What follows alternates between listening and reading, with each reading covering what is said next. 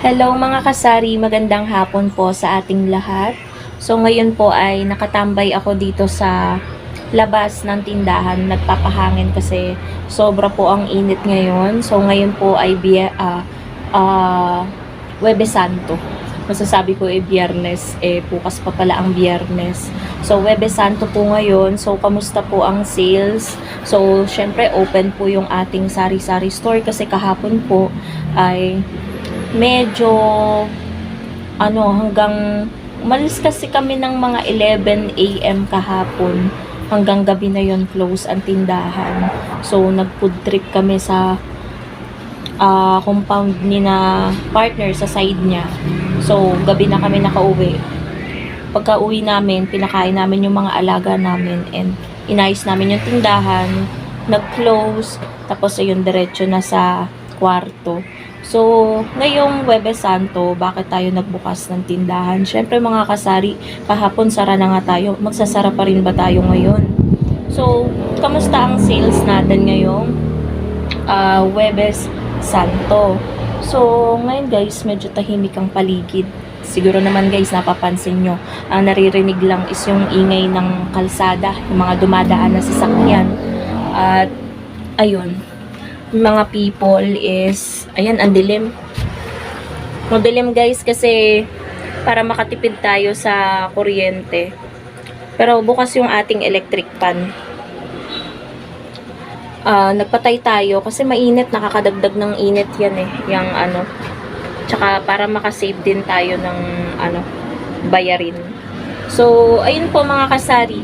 Nakakatuwa kahit Huwebes Santo, medyo malaki na yung kita natin. May sales na tayo sa alak, may benta na tayo. Sa sigarilyo, malaki-laki na rin, naka 2,000 mahigit na tayo. Sa groceries, nakamagkano na rin tayo, 'di ba? Hindi natin akalain na, 'di ba, kapag mga ganitong Huwebes Santo, 'di ba, yung mga person, mga customer natin nawawala, biglang umuuwi ng probinsya, ganyan. Kahit pa paano, may mga nag-outing, dito may mga malalapit na paliguan, resort, tsaka falls. So, may mga nag-outing, naghahanap ng alak.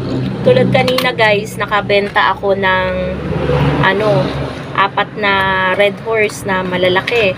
Nakamagkano din kasi dineposituhan din natin dahil wala silang dalang bote. So, 135 times 4, naka 540. Tapos, namili din sila ng mga chichirya. So, yan talaga yung mga mabibili kapag summer. Tapos, kapag mga holiday, walang pasok, maraming nag-outing. Yan yung mabebenta, alak, tsaka pampulutan, sigarilyo. Ayan guys, kaya nakakatuwa. Paldong-paldo na tayo ngayong araw. So, sana hanggang mag-closing na. Para naman makabawi tayo kasi kahapon halos maghapon close tayo, patanghali umalis tayo. So yun, kahit pa paano kahapon kumita pa rin pala kami sa GCash kasi nung umaga medyo madaming nagpa-GCash bago kami umalis. Naka 200 plus din kami nakita sa GCash kahapon, kaya okay na okay din. Tapos nabalitaan ko na konti lang pala yung nagsabong kahapon. So, tama yung decision na paminsan-minsan sumama ako kay partner kapag pumupunta siya dun sa side niya. Kapag may mga bonding moments, ganyan, mukbang, food trip, ganyan. Kasi para makilala ko rin yung side. Kakilala ko na naman, kumbaga magkaroon lang ng bonding moments, ganyan. Kasi bihira lang akong makasama kay partner, gawa nga nitong sari-sari store natin. So, ayan po yung laman ng ating tindahan ngayong Huwebes Santo. Abangan nyo pala mga kasari, meron akong iba-vlog kasi meron na naman akong bagong in-order sa Lazada na lagayan ng lagayan ng benta kasi naisip ko parang mas maganda kapag, alam niyo, basta yun guys, abangan nyo na lang, iba-vlog ko yun. So, mura lang naman yung bili ko, nasa 100 plus. Tapos, sinabay ko na rin yung wipes para dun sa alaga namin. Kasi si Basha, ayun guys, kapag nagpupoops, pinupunasan din namin yung kanyang puwet Para, di ba, katabi namin siyang matulog. Para malinis kapag tumabi sa amin. So, ayun guys. Yun yung update. Yan. Medyo madilim. Madilim dito sa loob ng tindahan. Pero okay naman yung ano natin. Okay naman yung stocks natin. Konti pa lang yung kulang. Pero kahit konti pa lang yung kulang, dahil medyo naboboard ako kanina mga kasari, naglista na rin ako ng mga papamilihin namin. Siguro ngayon or bukas, lalo bukas, sarado ang Pure Gold. Ewan ko kung, nagsasara alam ko ang Pure Gold eh. So baka mga Sabado or Linggo na kami makapag Pure Gold silang para mabili tong mga nilista ko. Ayan, konti pa lang naman. So, siguro mga linggo na tayo umalis or Sabado ng hapon. Kasi kapag linggo, mas madaming nagpapa-Gcash, lalo ng mga malalaki. Siguro, pag-iisipan ko, basta it's either Sabado or Linggo. Ganyan. Kasi bukas hindi pwede, baka wala tayong pagpunta natin ng Pure Gold, pagtingin natin close pala.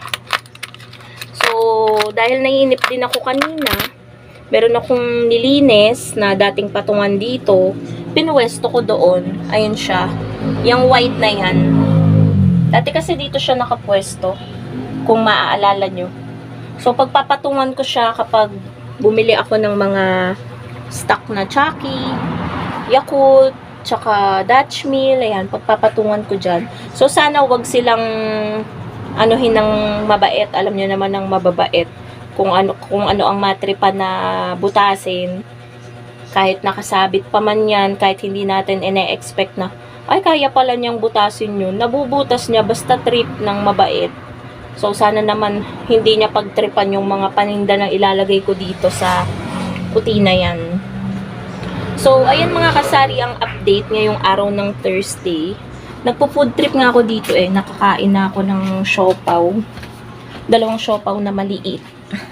Tapos ngayon kumakain ako ng mais na may cheese powder, na may margarine, tsaka asukal. Yan o. Pumili kasi si partner nung isang lata na whole corn. So, Jolly ang tatak niya. So, yan. Pinufood trip namin. Kain tayo guys. Masarap siya.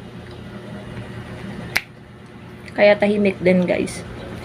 Kasi walang mga nagtatahulan na mga alaga. Kasi kapag nagsabay-sabay yan, sobrang ingay. Tapos may mga bata pang, alam niyo na, mga bata naglalaro sa labas. Nagsasabay-sabay din ng hiyawan, ganyan.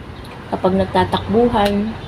Ngayon guys, napakapayapa. Medyo may hangin ngayon. Kahapon, I think, mas mainit kahapon.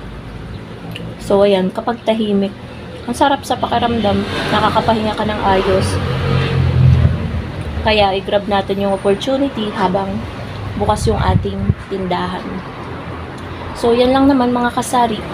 Pakita ko sa inyo yung sales ko sa sigarilyo.